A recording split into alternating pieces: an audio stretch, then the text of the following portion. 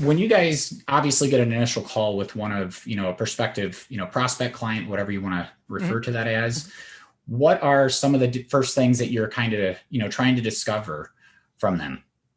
Obviously, you want to get a good idea of, obviously where they're going. If it's a local move, that's a bit, that's a different story. If it, if it's going interstate, where are they going? Is it to a hot destination? Is it, going to Utah? Something, something that's not a lot of not a lot of people are going there. Finding out that first, finding out the date second is obviously pretty big. Is it next week? Is it tomorrow? You have people that call and ask if we can move them tomorrow.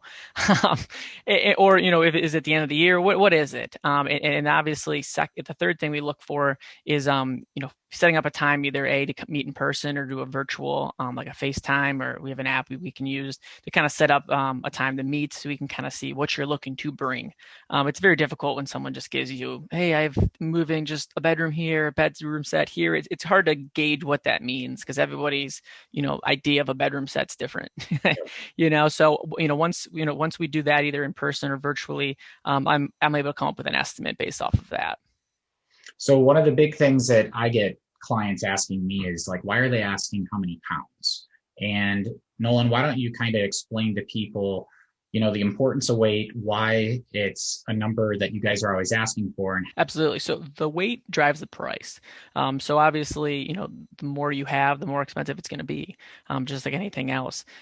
So coming up with that weight is important because it obviously gives us an idea of how much room you're going to be taking up in the truck, because the trucks hold about 35,000 pounds. So it's a hold, a lot. They're tractor trailer, 18-wheeler trucks.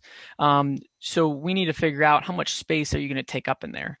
If you're only taking up, you know what I mean, a little bit, how many other shipments can we get on there that's heading in the same direction that you're going? So that's why it's very important. no, it makes sense. And then with that, when you guys get off that initial call, is there like a checklist that you're sending them? Is there other tips and tricks for packing that you're providing, or is that something you have to ask for? Absolutely. I kind of go over with them. A lot of times, hey, is your company paying for it?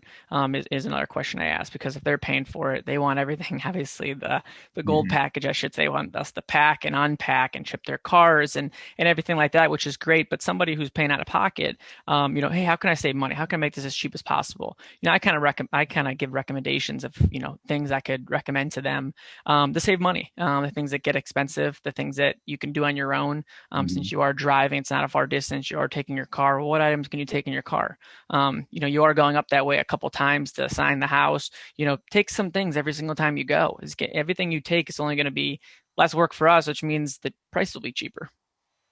Everybody likes a cheaper price too. Absolutely. Absolutely.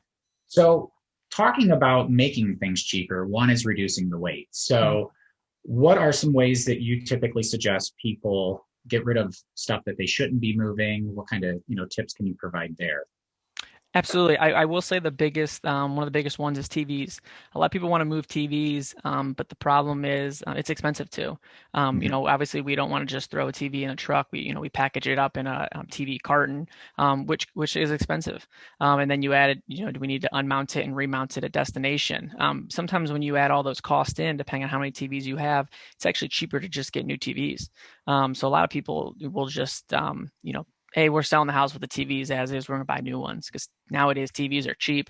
Another one I will say is, wardrobe boxes. If anyone is not familiar with a wardrobe box, they're tall boxes that you actually hang the clothes up on a hook and they kind of hang down. So we call them wardrobe boxes.